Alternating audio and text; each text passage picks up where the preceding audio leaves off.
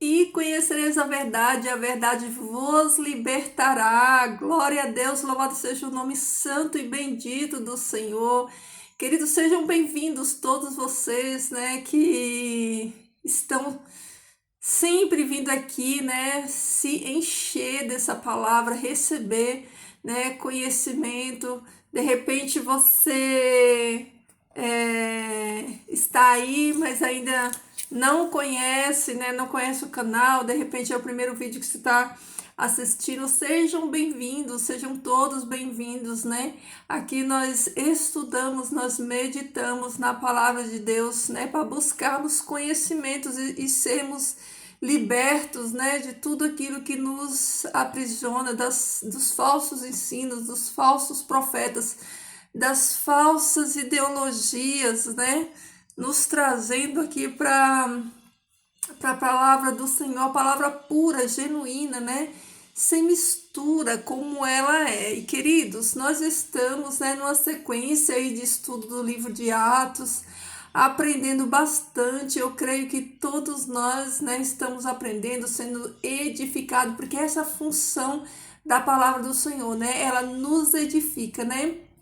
E deixei aqui no canal no final de semana um vídeo da parábola, né, das 10 virgens, e nós vamos sim dar sequência ao nosso estudo do livro de Atos, mas hoje eu ainda vou continuar, né, nas parábolas, né? Eu quero trazer aqui, né, para nós estudarmos, meditarmos, né, mais um vídeo falando sobre as parábolas, tá bom?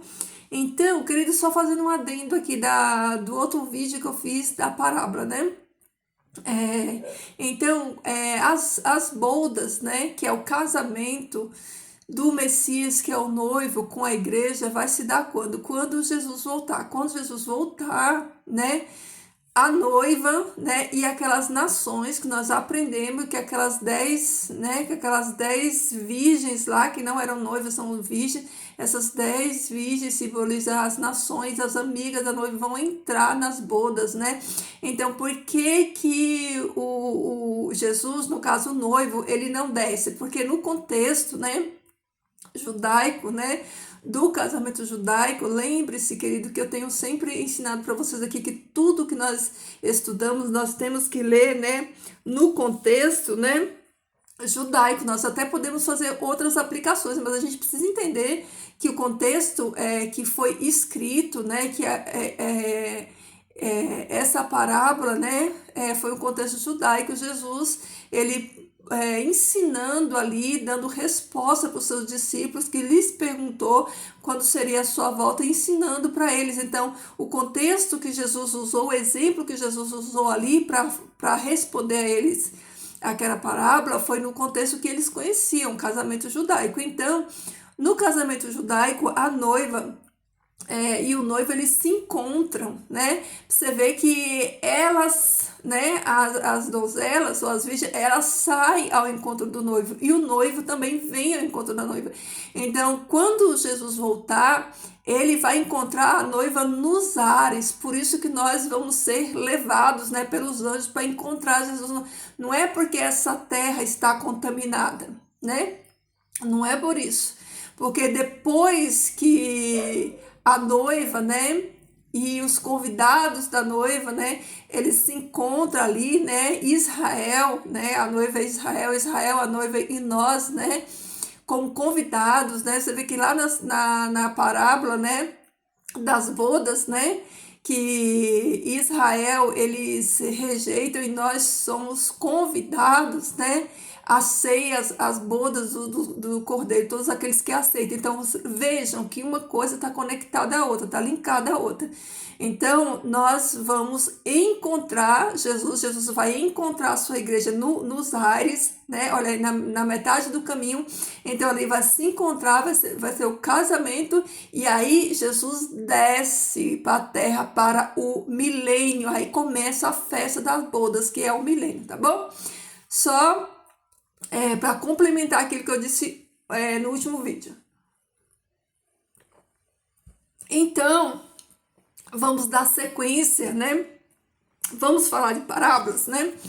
Que coisa extraordinária. Jesus, o tempo todo, praticamente, ele falava em parábolas, né? E aqui, você já pegou a sua Bíblia, queridos? Pega aí a sua Bíblia. Pega lá. Eu vou tomar mais um pouquinho de água. Eu vou dar tempo para você. Você que pode ir lá pegar a sua Bíblia. Ou você pegar aí um pedacinho de papel, pegar uma caneta para você anotar todos os textos. De repente você está trabalhando, agora você não pode, né? Você não pode parar, pegar a sua Bíblia, né? Estudar. Mas anota aí, vai anotando. Vai anotando todos os textos para você conferir. Queridos, hoje nós vamos estudar aqui, ó, no capítulo 15 de Lucas. No capítulo 15 de Lucas, ele traz aqui, ó, 3 parábolas. Essas 3 parábolas, elas estão conectadas uma na outra, ó. Essas 3, né? Elas estão na sequência e elas estão conectadas também. Se não der para falar tudo hoje, né, a gente finaliza no vídeo de amanhã, para não ficar muito extenso, né? Então, queridos, olha aí, ó. O capítulo 15 de Lucas, ele começa falando sobre a parábola da ovelha perdida. Quem sabe você já ouviu, né? Tantos sermãos, né? Tantos ensinos sobre essa ovelha perdida. E quem sabe, né? Nós, a vida inteira, aprendemos a fazer essa aplicação, né? Aplicarmos esse texto, essa parábola, como pessoas perdidas, né? Pessoas que saem, né, da denominação, pessoas perdidas e que depois voltam. E pode fazer essa aplicação, não está errado, só que no contexto, né, não se refere a isso, né? Então, todas essas 3 parábolas do capítulo 15, que é a parábola da ovelha perdida, da moeda perdida e do filho pródigo, todas elas vai falar de alguém que estava perdido, né? Vai falar de alguém que estava perdido e que foi encontrado. Então, esse é o contexto, né? É o contexto dessas 3 parábolas. Então, como fazer a aplicação correta dessas parábolas, né? Indo ao contexto original. Qual é o contexto original, né? Dessas parábolas aqui? É o contexto judaico, né? A gente tem que voltar para nossas origens. Então, olha só. No capítulo 15, a partir do versículo 3, diz o seguinte, ó. Mas Jesus disse a eles esta parábola. Jesus disse a eles esta parábola. Que homem, né, dentre vós, que tendo 100 ovelhas, e se uma delas se perca, não deixaria as 99 no campo, e iria buscar a que se perdera até achá-la, e ao achá-la se regozija e a carrega sobre seus ombros. E ao chegar em sua casa, chamaria a seus amigos e a seus vizinhos e lhe diria: regozijai-vos comigo, alegrai-vos, né? Porque achei minha ovelha que havia se perdido. Eu vos digo que do mesmo modo haverá mais alegria no céu por um pecador que se arrepende que por 99 justos que não necessita de arrependimento. Olha aí, né? Aí quando a gente estuda esse texto, né, a gente pensa o seguinte, né? Que a ovelha está perdida e o pastor vai buscar essa ovelha. Isso aí é só superfície, né? Só superfície, né? Então, queridos, vamos começar a discernir esse texto e entender o que Jesus estava querendo dizer, né, por trás desses símbolos, dessa ovelha, desse homem, por trás de tudo isso aqui, o que Jesus realmente, de fato, estava ensinando para eles, porque aqui é Jesus falando para os seus discípulos. Então, né, a ovelha perdida, quem é a ovelha perdida dessa parábola? Quem é essa ovelha perdida que Jesus está se referindo? Será que essa ovelha que Jesus está se referindo é qualquer pessoa, né? Olha só, essa ovelha a que Jesus está se referindo aqui, queridos, é a casa de Israel, o reino do norte. Essa é a ovelha, né? Que Jesus está se referindo, aqueles que foram dispersos, que estavam longe, né? estava longe da doutrina, né? Então eu vou mostrar para você aqui dentro da própria palavra de Deus, para vocês verem que a ovelha, né, a qual Jesus se refere aqui é algo específico. Ele está se referindo especificamente para essa ovelha aqui, ó, que é a casa de Israel, é a ovelha perdida da casa de Israel, né? Quando Jesus encontra, vou só dar referência, né? Para vocês entenderem. Quando Jesus, né? Tá lá em Mateus 15, 24, né? Jesus encontra aquela mulher Ciro-fenícia. Jesus fala assim, ó: eu não vi senão para as ovelhas perdidas da casa de Israel.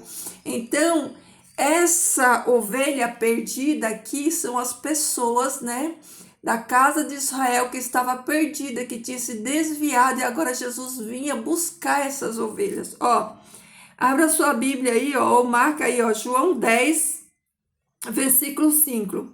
Versículo 5. Olha o que Jesus diz, ó: a estes 12 enviou Jesus depois de instruí-los, dizendo, olha aqui, Jesus instruiu seus 12 discípulos, e olha o que Jesus disse para eles, ó: não ireis pelo caminho dos gentios, não nem entreis em cidades de samaritanos, mas ide primeiro as ovelhas perdidas da casa de Israel, né? As ovelhas perdidas, as que se desviaram. Então aqui Jesus está falando assim, ó: não vão para os gentios agora, o tempo dos gentios ainda não chegou, né? Não vão para os gentios, né? E nem para os samaritanos, o tempo deles ainda não chegou. Primeiro vocês vão cuidar dos de casa, primeiro dos de casa, primeiro, né? As ovelhas perdidas da casa de Israel. Vão primeiro as ovelhas perdidas da casa de Israel. Olha para vocês verem como os textos eles se conectam, né? Vocês lembram que a semana passada, lá na igreja de Atos, a última coisa que Jesus diz para eles antes de subir ao céu é o seguinte: ficai aqui até que do céu seja recebeis a promessa do Espírito Santo, e ide primeiro a Jerusalém, a Judéia, né, a Samaria, e depois aos confins da terra. Então Jesus estava resgatando aqui, ó, as suas ovelhas perdidas, as ovelhas perdidas da casa de Israel, né, que tinha se afastado, né, o reino do norte. Então eram essas que Jesus estava aqui comissionando os seus 12 discípulos, né, a ir procurar elas, a ir buscar elas, a ir buscar essas ovelhas, né? Assim como Jesus estava fazendo quando ele disse para aquela mulher: eu não vim senão para as ovelhas perdidas da casa de Israel. Por isso, né, esta ovelha aqui é a casa de Israel. Essa ovelha perdida aqui é a casa de Israel, né? O reino do norte, né? Eles estavam em idolatria. Eles tinham se perdido da fonte genuína. E quem são essas 99 aqui, ó? As 99 é a casa de Judá, né? É o sacerdócio, é a casa de Judá, é aqueles que permaneceram, né? Os que permaneceram ali, permaneceram firmes. Então, essas são as 99, né? Essas ovelhinhas, né, a qual Jesus pede que os discípulos vão atrás, elas se afastaram de Deus, elas mergulharam, né, em pecado. Então Jesus, né, ele pede, né, representado por esse homem aqui, né, um homem que deixa as suas 99 lá. Jesus deixa a casa de Judá e agora ele vai atrás dessas ovelhas perdidas da casa de Israel, e ele também comissiona os seus discípulos a fazer o mesmo, né? A ir atrás dessas ovelhinhas, né? Essas ovelhinhas, né? Para que elas retornem para onde? Para o aprisco. Onde é o aprisco? É Jerusalém, né? Então Jesus ele vai atrás dessas ovelhas perdidas, né? E traz elas de volta ao aprisco para Jerusalém, né? Então, queridos, aqui, né, nessa parábola, né, Jesus está querendo nos ensinar isso, né? Que essa ovelha perdida, né, é a casa de Israel, o reino do norte. As 99 aqui é a casa de Judá, que ficou ali, que não se contaminou com as nações para fora, que não saiu de fora, né? Como Israel, né? Não se contaminou, não saiu para fora, Israel se perdeu fora, né? E Jesus veio resgatar eles, trazer eles para dentro, para o aprisco. E aqui, né? Jesus, ele fala assim, ó. E ao chegar em sua casa, ele chama os seus amigos e os seus vizinhos. Veja que na próxima parábola que a gente vai estudar, né, vai falar a mesma coisa, ó, de alguém que estava perdido, ser encontrado, e a alegria e a comemoração junto, né, com os vizinhos. Então aqui fala que o homem chama seus amigos e os vizinhos, né? E eles se alegram porque achou a ovelha que havia perdido.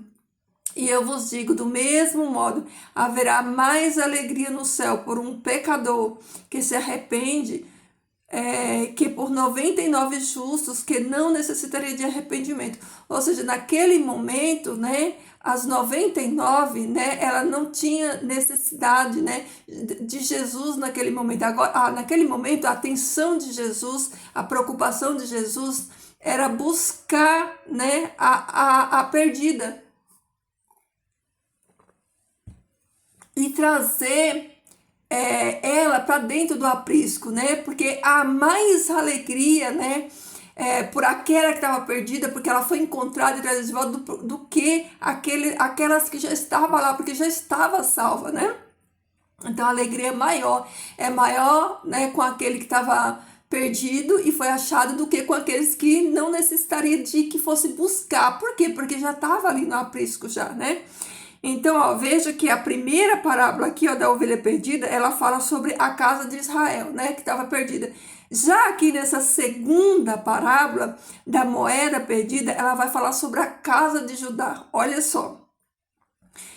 O qual é a mulher que tendo 10 moedas, né, e perde uma delas, não acenderia uma lamparina, varreria a casa e buscaria com diligência até encontrá-la. E ao encontrá-la, chamaria suas amigas e vizinhas e lhes diria: regozijai-vos comigo, porque encontrei minha moeda que se havia perdido. Eu vos digo que, do mesmo modo, haverá alegria diante dos anjos de Deus por um pecador que se arrependa. Aí eu pergunto, nós podemos usar essa aplicação dessa parábola, né, para falar sobre qualquer pessoa, né, qualquer ovelhinha, qualquer pessoa que está perdida e que volta para a casa do pai, volta para o aprisco, volta para os braços do pai? Sim, nós podemos usar essa aplicação e não está errado, só que a aplicação correta desse texto, o sentido correto desse texto, né, nós entendemos o contexto, né, em que ela foi dita, quem disse isso, né, por que Jesus disse isso e o que Jesus queria ensinar quando ele falou essa parábola. Então, queridos, quem que é essa mulher aqui na dracma, né, na dracma perdida? Quem que é essa mulher aqui, ó? Essa mulher aqui é a nação de Israel, né? É a nação de Israel, essa mulher aqui, ó. Então, essa mulher, que é a nação de Israel, né? Ela perdeu uma dracma, né? A dracma, né? Era uma moeda, né? Uma moeda que tinha valor. Então, esse que tá aqui perdido, né? Ele tem valor, né? Então, a mulher, a nação de Israel, perde, né, a dracma, né, em casa. Olha aí, ó. Em casa, né? A dracma representa que casa? Essa dracma aqui, ó. Essa dracma representa, né, a casa de Judá, né? A casa de Judá. Você veja que a ovelha perdida, que era Israel, ela se perdeu entre as nações. Já a dracma, que representa a casa de Judá, ela se perdeu dentro de casa. Ela se perdeu ali, ó, no templo. Olha só, ó. A dracma, né? ela pode representar também o templo, né? Representando o que? A corrupção da casa de Judá, a corrupção, né, do sacerdócio. Lembra no dia de Jesus como era que estava a situação do templo, né? O templo estava ali corrompido, né? O templo estava corrompido. Eles perderam, né, a sua essência, a sua pureza, perderam a sua santidade, eles se corromperam, né? Por isso que nessa parábola o objeto perdido, né, está simbolizado aqui por uma dracma, né, que era a corrupção, era o dinheiro, né, o que eles usavam, é o símbolo da corrupção do templo, né? Era o dinheiro. Então ele perdeu a sua beleza, né? Através da corrupção entre os Corranis, que os Corranis eram os sacerdotes ali do templo, né? Então eles se perderam ali dentro de casa, se perderam dentro do templo. O que que fez eles se perder? A ganância, a corrupção, né? Por isso, né? Houve uma limpeza. Você vê que aqui na parábola, né? A mulher, ela vai fazer uma limpeza, né? Ela vai fazer uma limpeza. E o que simboliza essa limpeza, né? É a destruição do templo, né? O templo foi destruído, houve uma limpeza de toda essa corrupção que havia ali dentro, de todas essas coisas erradas, de todas essas manchas, de todas essas máculas, né? Que o povo fazia ali dentro do templo. Então a corrupção estava ali dentro, a sujeira estava ali dentro, né? Por isso que é a dracma, porque o que fez ele se corromper foi o dinheiro, né? Foi o dinheiro, por isso está simbolizado aqui na moeda, né? O templo estava corrompido. Então, o que que acontece? Aquela mulher, né, representada por Israel, né? Então, Israel, representado aqui por a mulher, ela vai e ela faz uma limpeza para ela encontrar essa moeda, porque, né, essa moeda estava perdida no meio da corrupção. Então, o que que ela faz, né? Ela vai fazer uma limpeza, destruição, né, do templo. E o povo, né, ele se dispersa. E a mulher, ela se abaixou, né, para procurar. Ela pegou aquela vassoura e ela começou. Queridos, a palavra de Deus, ela é simbólica, ela não é literal. Se você não aprender a discernir a palavra de Deus, entender, né, a linguagem figurada que tá imposta no texto, você não vai entender, né? Entender a palavra de Deus, porque não se entende literalmente, principalmente parábolas. Parábolas, né? Ela é toda codificada, você tem que entender o sentido, o significado. Então, aquela mulher vai fazer uma limpeza, ela pega ali a vassoura, e ela vai limpar para ela encontrar aquela dracma, aquela moeda perdida. E quando, o que significa a essa mulher ir fazer essa limpeza, né? Esse ato da mulher fazer a limpeza, ele simboliza humilhação, né? Israel se humilhou, essa mulher se humilhou para que ela conseguisse encontrar, né, essa moeda que tinha muito valor, mas estava perdida, né, dentro ali da corrupção da casa de Judá. Então, nessa busca para encontrar essa mulher, ela precisou usar o que? Luz. Olha que outra chave. Isso quer dizer que ele estava em trevas, estava em escuridão. Por que que ela precisou de luz, né? Porque havia treva total, ele estava em treva. E a luz, né? O que significa luz, né? Nessa busca foi necessário luz e fogo, né? Que representa o quê? O Espírito Santo de Deus auxiliando aquela mulher na busca daquele que se havia perdido. E não é suficiente, né? Apenas, né, a humilhação. Você vê que não foi suficiente apenas aquela mulher fazer a parte dela, ir lá pegar, fazer a limpeza e procurar. Ela precisou de auxílio, ela precisou de algo que ajudasse ela, que auxiliasse ela, para que ela encontrasse. E esse auxílio que ela precisou, essa luz que ela precisou, foi o quê? o Espírito Santo de Deus. Olha como tudo é espiritual, né? Você vê que essa moedinha, essa dracma, representando a casa de Judá, estava em trevas, né? Estava em trevas, estava perdida, né? E para que ela fosse encontrada novamente, né?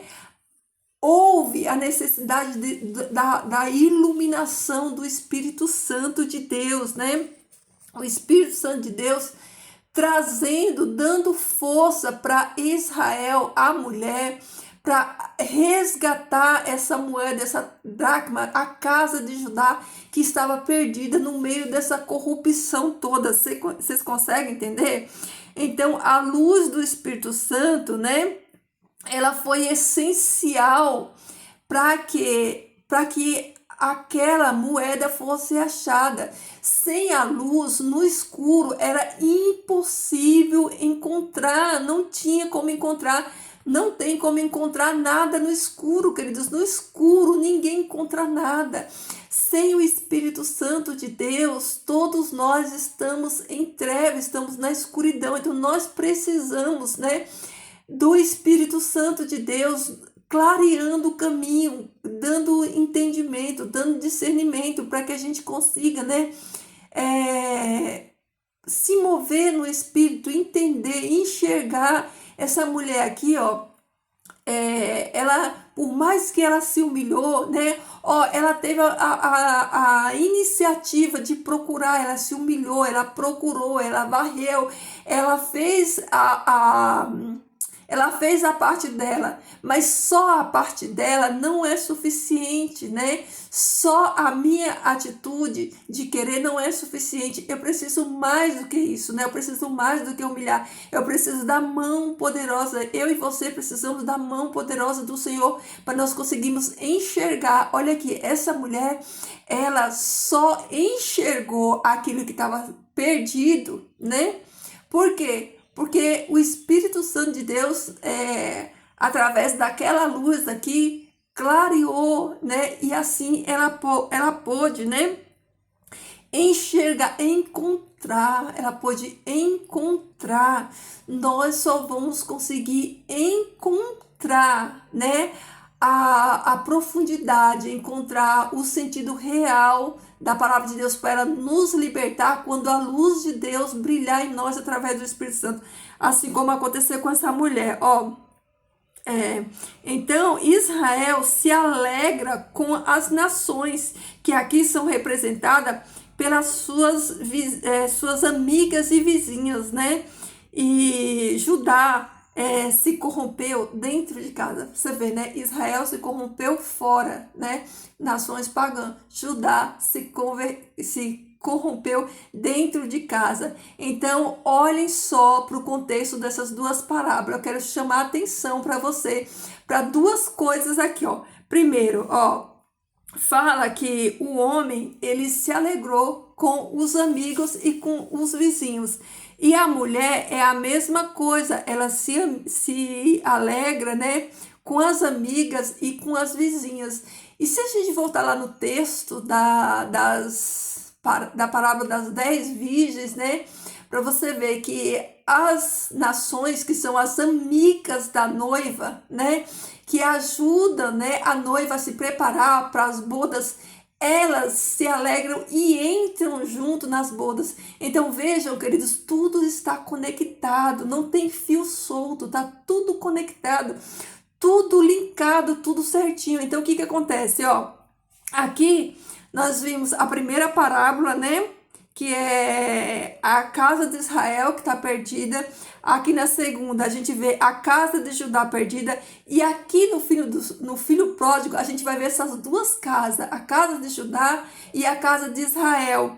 Esses dois filhos aqui, ó, eles simbolizam, aqui, ó, fechando a sequência das 3 parábolas, eles simbolizam aqui, ó, essas duas casas, 2 filhos, 2 casas, Jesus ensinando para eles, né? Então, olha só, vamos entrar aqui, então, para a gente ver o desfecho, né, dessas duas casas. Você vê que as duas casas, né, elas se perderam de alguma forma. A casa de Judá se perdeu dentro dela, né, com a corrupção ali, né, simbolizada aqui pela moeda, a dracma, e a ovelha, que é a casa de Israel, se perdeu, no mundo, no meio das nações. Aí aqui, ó, a gente vai fechar, né, Jesus, ele fecha, né, essas duas parábolas aqui nessa do filho pródigo, nos dois filhos, os filhos que representam aqui as duas casas, a casa de Israel e a casa de Judá. Então, ó, Jesus fala assim, ó, diz assim, ó,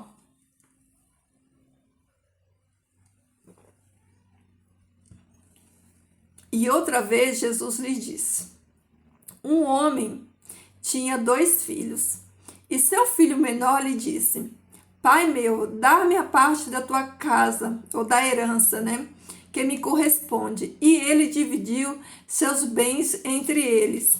E depois de alguns dias, seu filho menor ajuntou tudo que lhes correspondia e partiu para um lugar distante. E ali desperdiçou seus bens, levando uma vida dissoluta. Quando gastou tudo que possuía, houve fome naquele lugar e começou a padecer necessidade. Então foi e se apegou a um dos cidadãos daquela região, quem o enviou a uma granja para dar comer a porcos. E desejava encher o seu estômago com as cascas que comiam os porcos, mas ninguém lhe dava. Então voltou a si, disse: quantos trabalhadores há agora na casa de meu pai, que tem abundante alimento, mas eu aqui estou perecendo de fome. Levantarei, irei ter com meu pai e lhe direi: meu pai, pequei contra o céu e diante de ti. Não mereço mais ser chamado teu filho, faz-me como um dos teus trabalhadores. E se levantou e foi até seu pai. E quando ainda estava distante, seu pai o viu e sentiu compaixão por ele. E correu, lançou-se sobre seu pescoço e o beijou. E seu filho lhe disse: meu pai, pequei contra o céu diante de ti, não mereço ser chamado teu filho. Mas seu pai lhe disse a seu servo: trazei a melhor roupa e façam-no vestir. Colocai um anel em suas mãos e calce-no com sandália. Trazei um boi cevado e matai-o, comam e regozijam-se, porque este meu filho estava morto e reviveu, estava perdido e foi encontrado. Então começaram a se alegrar. Enquanto isso, seu filho mais velho se encontrava no campo, e quando regressou a aproximar-se da casa, escutou o som de cânticos de muitos, e chamando-os a um dos criados, lhe perguntou o que era aquilo, e ele lhes respondeu: teu irmão chegou e teu pai matou o boi cevado, porque recebeu são e salvo. Então ele, irado, não queria entrar, e saiu seu pai e lhes replicava que entrasse. Mas ele disse a seu pai: eis que há muitos anos trabalho a teu serviço, jamais transgredi uma ordem tua, mas a mim nunca me deste um cabrito para que me alegrasse com meus amigos. Contudo, para este filho teu, embora desperdiçou teus bens com prostituta, ao chegar, mandas matar o boi cevado em sua honra? Seu pai lhe disse: meu filho, tudo que estás comigo e tudo que é meu te pertence, mas deveríamos nos alegrar, e alegramos-nos, porque este teu irmão estava morto e reviveu, e estava perdido e foi achado. Olhem só, como, esse texto, ele está trazendo justamente a ênfase das duas parábolas, queridos. Então, este homem aqui, representado na parábola, é Deus. Deus tinha 2 filhos, 2 casas, a casa de Israel e a casa de Judá. Aí o que acontece? A casa de Israel, ela como é que fala? Dissipada. Ela se mistura junto com as nações pagãs, Ela se mistura junto com as nações pagãs. Então, este filho representado aqui, por esses, né, que estavam longe de casa. Olha aqui, ó, eles estavam longe de casa. O que que aconteceu, né? Eles se perderam na sua identidade, na sua doutrina, nas suas origens e começaram, né, a se misturar e a se envolver com nações e com coisas que não estava ligado, conectado à sua identidade. Então aqui fala que ele desejava, né, comer ou encher o seu estômago com comida de porcos, mas ninguém lhe dava. Queridos, quando aqui a Bíblia fala em comer, essa comida aqui não é literal, não quer dizer que é comida de porcos. Isso aqui quer dizer a ideologia, né? O paganismo do mundo, né? Nesse lugar que ele estava, ele não tinha comida, né? Não tinha palavra, aqui está se referindo de palavra, ele não tinha palavra verdadeiro, ele não tinha alimento verdadeiro. O alimento que tinha era alimento para ídolos, né? Jesus usou aqui o símbolo do porco. Por quê? Porque o porco, ele era imundo, né? Era imundo, então era uma comida imunda, não era uma comida verdadeira, não era a doutrina de Israel, não era a doutrina, né, judaico-cristão que eles aprenderam. Então, lá no mundo, lá no meio dessas nações, eles desejou se contaminar, né, se contaminar com essas nações, com a doutrina dessas nações, com esse tipo de comida, que não era comida verdadeira, era imundícia. É isso que quer dizer, não está querendo dizer literalmente comida, né? Olha aí, ó. Então, voltando em si, quando ele começou a refletir e ver, né, como que era na casa do seu pai, como que era a doutrina, como que era a comida da casa do seu pai, e começou a fazer análise, enxergar, né, esse tipo, né, de comida suja, imunda, que agora é o que ele tinha naquele lugar longe, distante da casa do pai. Então ele cai em si, ele faz análise, ele analisa e ele vê que aquela comida suja, imunda, não é para ele. Por quê? Olha aqui, ó, no versículo 17. Então, voltando a si, algumas versões falam caindo em si, né? Disse: quantos trabalhadores há agora na casa de meu pai que tem abundância de alimento, mas eu aqui estou perecendo de fome. Essa fome é espiritual. Quer dizer que na casa do pai dele, todos recebem a palavra, todos, desde a família até os empregados, todos tinham abundância na palavra, porque em Israel, né, todos estavam ali, ó, na palavra de Deus, na Torá, seguindo. Né? Lembra que eu falei para vocês que as nações, os povos ou qualquer um que quisesse se juntar à nação de Israel, ele seguia a lei do Deus de Israel. Então ele está falando aqui, ó, até os empregados, todos recebiam o mesmo alimento. Olha só, então voltando a se disse, quantos trabalhadores há agora na casa de meu pai que tem abundante alimento. Olha aí, alimento em abundância, né? Mas eu aqui estou perecendo de fome, fome espiritual, de alimento, de falta da palavra verdadeira. Aí, ó, olha aqui, queridos, olha a atitude dele, ó. Ele fala assim, ó, levantarei e irei ter com meu pai. Aqui, ó, é arrependimento, né? Ele cai em si, ele vê a besteira que ele fez, ele vê, né, que ele está no meio da imundícia, no meio da corrupção, e aí ele lembra, olha que coisa linda, né? Ele lembra, né, do pai e pensa em voltar para a casa do pai. Olha aí, ó. Levantarei e irei ter com meu pai, lhes direi, meu pai, pequei contra o céu e contra ti. Olha aqui, ó, arrependimento, confissão e consciência, né?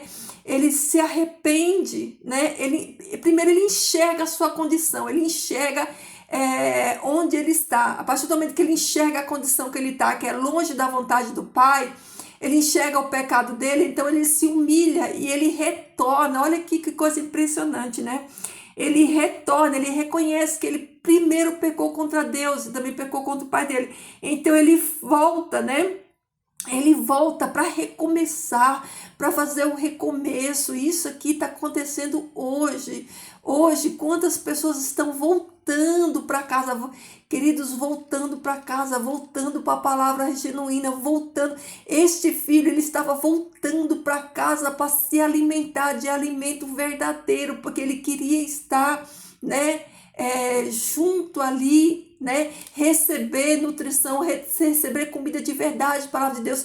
E quantos hoje eu e você estamos retornando para a casa do Pai, ó, retornando aqui, ó, para o alimento verdadeiro. Estamos saindo lá da Babilônia, estamos saindo lá desses lugares que só oferece lavagem, esses lugares que só tem comida de porcos, e nós estamos voltando, queridos, aqui, ó, como aquele filho voltou para casa, porque na casa do Pai tinha alimento verdadeiro. Então esse filho, ele se arrepende, ele cai em si, queridos, ele cai em si, ele fala assim, ele entende que aquilo dali é imundícia, que aquele alimento, aquela comida não é comida de verdade. Então ele se arrepende, ele enxerga e ele pede perdão e ele volta para a casa do Pai para receber alimento de verdade, assim como eu, você e muitos hoje estão voltando para a casa do Pai, ó. Voltando, queridos, para cá, ó, para esse alimento aqui, ó. Entenda, querido, aqui, ó, é o alimento verdadeiro. É aqui, ó, que é a comida verdadeira, não é a comida de porcos que é oferecida nesses lugares. Queridos, entendam a palavra de Deus, ó. E se levantou e foi até seu pai. Quando ainda estava distante, seu pai o viu e sentiu compaixão por ele. Correu, lançou-se a seu pescoço. Este pai já estava esperando, este pai estava almejando, este pai estava contando os dias e as horas para esse filho voltar para casa. Então, todo dia esse pai ficava ali na expectativa, esperando. Querido, todo dia o Senhor Deus, ele está na expectativa, esperando que eu e você voltemos. Que nós voltemos desses lugares que não oferece comida, que não oferece banquete, esse banquete aqui, ó, que o Pai oferece para nós.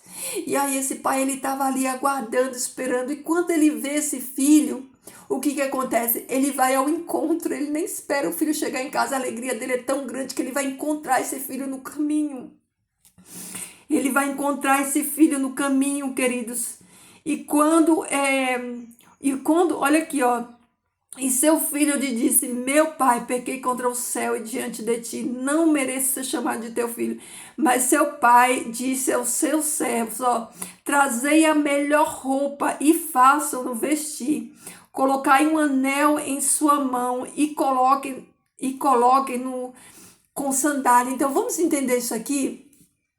O que significa esses 3 itens aqui, né? O que significa a roupa? Vamos começar pela roupa, né? Então o pai manda trazer roupa. O que é roupa? É identidade. O pai coloca de novo nele a identidade dele.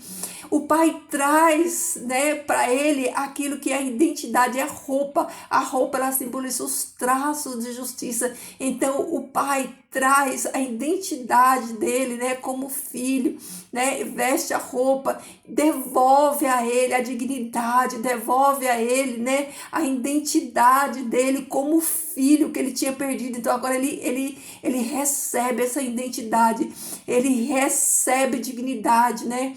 E aí tem outra coisa também que o pai entrega para eles. O pai entrega um anel, queridos. E o que esse anel simboliza? Esse anel, ele significa herança. O Senhor, ele restitui de novo, né, a herança para esse filho. Ele agora, de novo, ele é herdeiro, ele se torna herdeiro. Então, ele recebe, né, essa aliança. Olha, ele recebe esse anel é o símbolo da aliança, ele agora está, ó, junto na aliança, ele tem direito, né, ele tem direito à herança do pai, porque o pai restitui, o pai dá para ele o direito, de novo, ele recebe o direito de herança do pai. E aí o pai também pede para para trazer sandálias, chinelos, né? Porque agora ele vai andar em outra direção. Agora ele vai andar nas veredas de justiça. Agora ele vai andar por outros caminhos. Lembra, né? Que Isaías fala quão formosos são os pés daqueles que anunciam boas novas, né? Jesus também, lá em Efésios, né? Quando Paulo ele fala lá sobre os utensílios, né? Dos soldados, nós vemos ali, né? A sandália do evangelho da paz, né? Então, essa sandália, ela simboliza, né, uma nova vida, uma nova caminhada. Agora esse filho, né, ele não vai andar descalço por aí no mundo, ele não vai andar por aí. Agora os passos dele está firmado. Agora esse filho, ele vai caminhar, né? Caminhar numa nova direção. Que coisa linda, queridos, que coisa impressionante. E aí o que que acontece, né? Então, quando esse filho chega e esse pai restitui, né, a identidade desse filho, a dignidade desse filho, coloca ele de volta na aliança, né, na herança, e a partir dali, né, dá para ele, né, a oportunidade de caminhar uma vida diferente. Então ele chama um daqueles funcionários, ele pede para que mate um novilho cevado. Você sabe o que significa esse novilho cevado? Esse novilho cevado, ele simboliza Jesus, aquele que vem para trazer alegria, aquele que vem para trazer festa, porque quando esses dois filhos, que essas duas casas de Judá e Jerusalém, eles se conectarem novamente, ó, porque eles estão separados, ó, eles estão separados, mas vai chegar uma hora, ó, que eles vão se conectar, as duas casas, todos os filhos do Pai vão se unir. Essas duas casas vão estar conectados por meio de Cristo Jesus, da aliança do Calvário, né?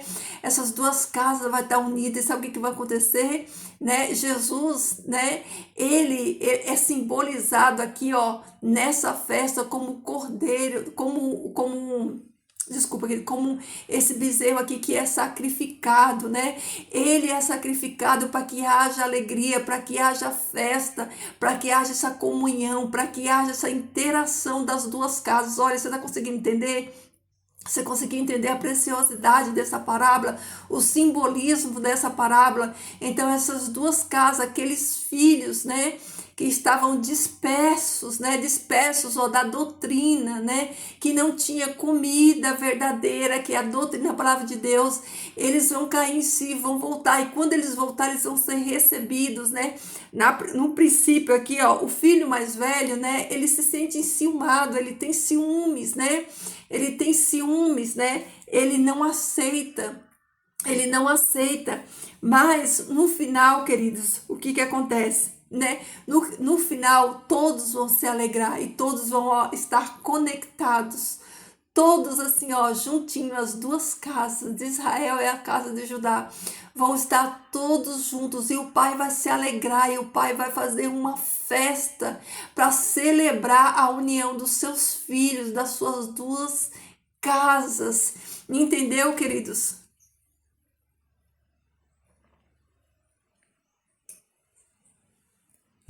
Queridos, que extraordinário que a gente estudarmos e entendermos, né?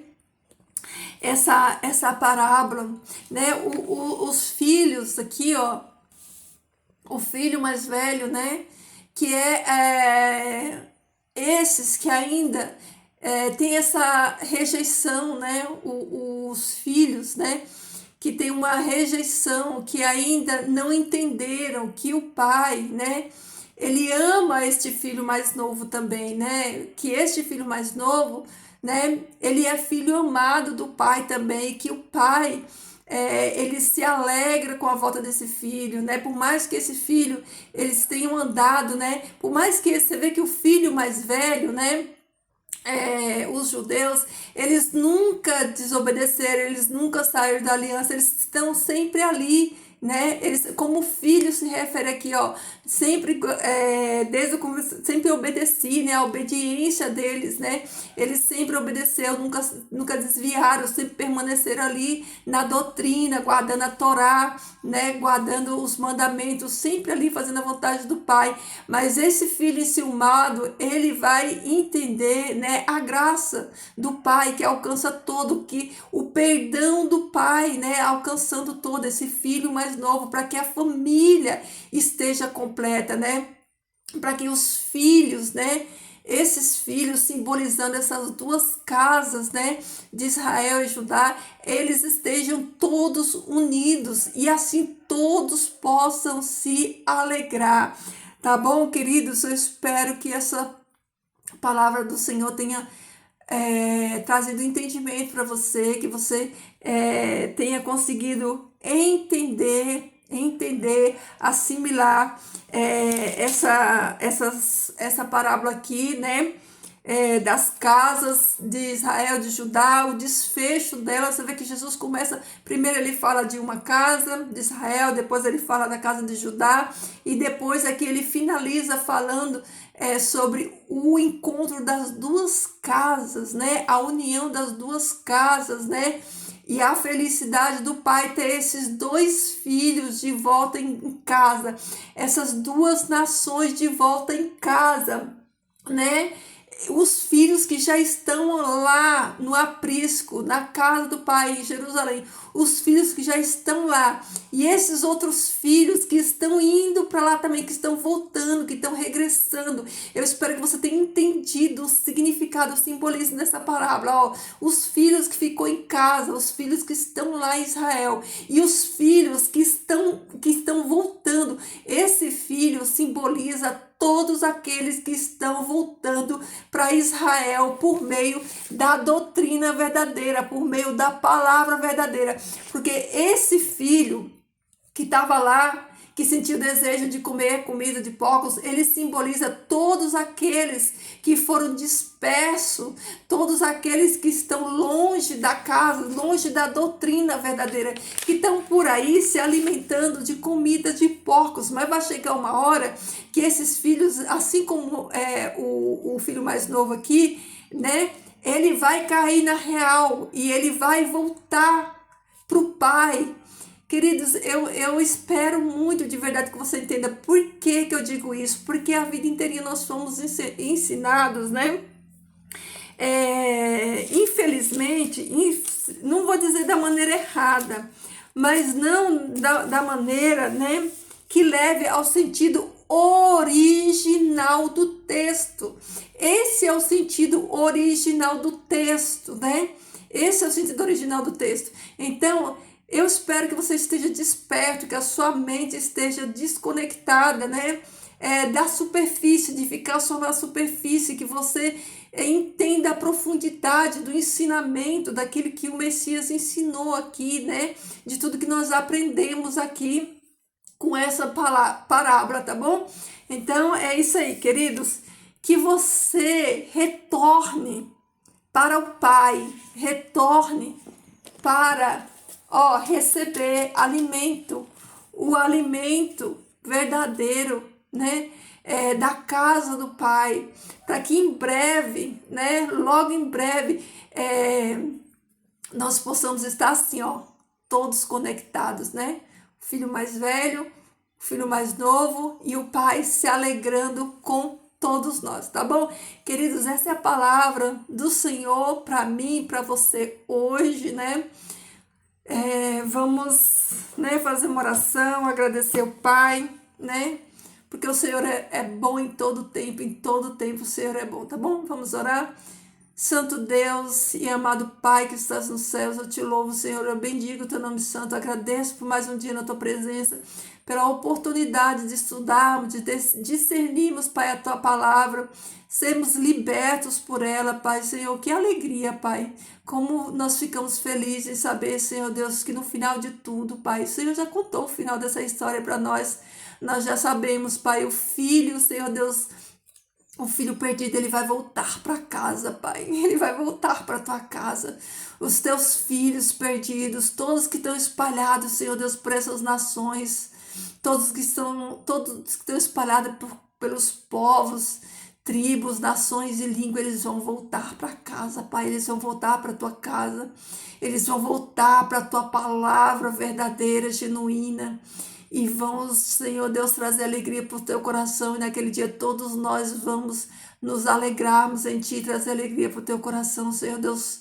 Que o Senhor conduza, Pai, a cada um de nós para essa volta, para a volta, Senhor Deus, da tua casa, Senhor Deus, para que nós possamos, Senhor, nos alimentar, Pai, da tua boa palavra, nos alimentar, Senhor Deus, da palavra genuína, Senhor Deus, e não das comidas dos porcos que são oferecidos, Senhor Deus, nesses lugares, Senhor, que não tem compromisso, Pai, com a tua lei, com a tua palavra, mas que fazem, Senhor Deus, comidas, Senhor Deus, comidas imundas, Pai, que nada tem a ver com a tua santidade, nem com a tua lei, nem com a tua palavra, Pai. Nos ajuda, Senhor Deus, a discernir. Pai, eu te peço renovo, Pai, renova, Pai, a nossa fé. Tem misericórdia de nós, eu peço reavivamentos, nos reaviva, Pai. Nos faz, Senhor Deus, como tu fez aqueles ossos secos de Ezequiel, Pai. Reaviva, Pai, o teu Espírito Santo dentro de cada um de nós, para que nós possamos, Senhor Deus, discernir, para que os teus filhos, Pai, que ainda estão, Pai, longe de casa, caiam em si, Senhor Deus, que eles caiam em si, Pai, que eles enxerguem o erro, que eles enxerguem o engano, Pai, que eles tenham condição, Pai, de enxergar, Senhor Deus, essa comida nojenta, asquerosa, Pai, e que eles lembrem, Senhor Deus, que na tua casa tem pão fresquinho, tem pão verdadeiro, Pai, tem comida saudável, Senhor Deus, e que eles voltem, Pai, para alegar o teu coração e para que eles recebam, Senhor Deus, novamente, Senhor Deus, identidade em ti, Pai, que eles recebam, Senhor Deus, a aliança, Senhor Deus, a herança, Pai, e que eles recebam, Senhor Deus, chinelos novos, novas direções, novos caminhos, Pai, para andar agora, Senhor Deus, em novidade de vida, Senhor Deus, para entrarmos, Pai, no teu reino milenar, Pai, como os teus filhos santos separados. Ah, Deus, tem compaixão de nós, desperta, Senhor Deus, a cada um e nos ajuda, Pai, a despertar outros também, Senhor Deus, que cada um de nós sejamos atalaias nessa nação, Senhor Deus, que nós possamos tocar a trombeta, Pai, e anunciar, Senhor Deus, e avisar todos aqueles que ainda, Senhor Deus, estão, Pai, nesses lugares, que ainda não despertaram, Senhor Deus, mas, Pai, que a tua misericórdia seja com cada um de nós e com eles também, Senhor Deus. Nos dá, Pai eterno, a tua bênção, nos dá, Senhor Deus, o poder do teu Espírito Santo, Pai, derrama sobre nós, Senhor Deus, o teu Espírito Santo, para que nós possamos, Senhor Deus, falar com poder, com ousadia, para que nós possamos testemunhar a nossa fé, Senhor Deus, que nós não tenhamos temor, Senhor Deus, do homem, nem daquilo que as pessoas vão dizer contra nós, Senhor Deus, mas que a nossa fé e a nossa esperança estejam fundamentadas em Ti, Pai. Abençoa, Senhor, o nosso dia de hoje. Guarda, Senhor Deus, os Teus filhos na terra, Senhor Deus, livra cada um deles, Pai, da afronta do inimigo, das ciladas do inimigo, Senhor Deus, quebra, Pai, todo laço, todo embaraço, todas as barreiras, Senhor Deus, as correntes que o inimigo tem colocado, Senhor Deus, na vida dos teus filhos, aprisionando eles, impedindo eles, Senhor Deus, de te encontrar, Pai, que seja derrubado e lançado por terra em nome de Jesus, Pai, que teus anjos continue a nos proteger, que o teu bom Espírito continue, Senhor Deus, a nos dar o entendimento e o discernimento, Pai, que ele nos leve, Senhor Deus, à profundeza da tua palavra, Senhor, para que nós possamos, Pai, ter o discernimento, Pai, espiritual, que o teu santo e bom Espírito revele, Pai, a cada um de nós a tua palavra genuína, Pai, verdadeira como ela é, Senhor. Pai Santo, eu te agradeço todas essas bênçãos no nome do teu amado Jesus Cristo, aquele que era, aquele que é e que em breve virá, Senhor. No nome dele te pedimos e te rogamos. Amém. Queridos, glória a Deus. É isso aí, queridos. Fiquem todos na paz do Senhor. Deixa o seu like aí, ó, agora. Deixa o seu like no vídeo. Não custa nada, queridos, né? não custa nada, sejam generosos, né? Deixa o seu comentário aí. Eu deixo aqui meu agradecimento a todos vocês que deixam aqui um bom dia, uma boa tarde, né? Que Deus abençoe cada um de vocês, tá, queridos? E deixa aí também, se você tem algum pedido de oração, deixa aí. E fiquem todos na paz do Senhor, que Jesus, ó, transborde amor no seu coração, que esse amor de Jesus, queridos, transbordando no seu e no meu coração, possa alcançar almas, né? Para o seu reino. Queridos, preguem a palavra de Deus a tempo e a fora de tempo. Jesus está voltando. Nós temos que ser boca de Deus nessa nação e nessa geração. Seja trombeta de Deus, anuncie, fale, queridos. Independente se as pessoas aceitam ou não. Nós não estamos aqui para convencer ninguém. Nós não convencemos ninguém, nem a nós mesmos. Quem nos convence e convence outros também é o Espírito Santo de Deus. Só que nós somos lançadores de sementes, semeia a boa semente da palavra do Senhor e deixa que o Espírito Santo de Deus ele vai fazer a obra dele, a parte dele. Então somente cumpra a sua, faça a sua parte, né? Lembra que a mulher da parábola fez? Ela fez a parte dela, ela se humilhou, ela pegou a vassoura, ela foi lá fazer a faxina, o Espírito Santo ajudou a dracma foi achada. Então faça a mesma coisa, faça a sua parte, deixe que o Espírito Santo de Deus vai fazer a dele, tá bom? Queridos, cheiro, meu povo, fiquem todos na paz do Senhor e até amanhã.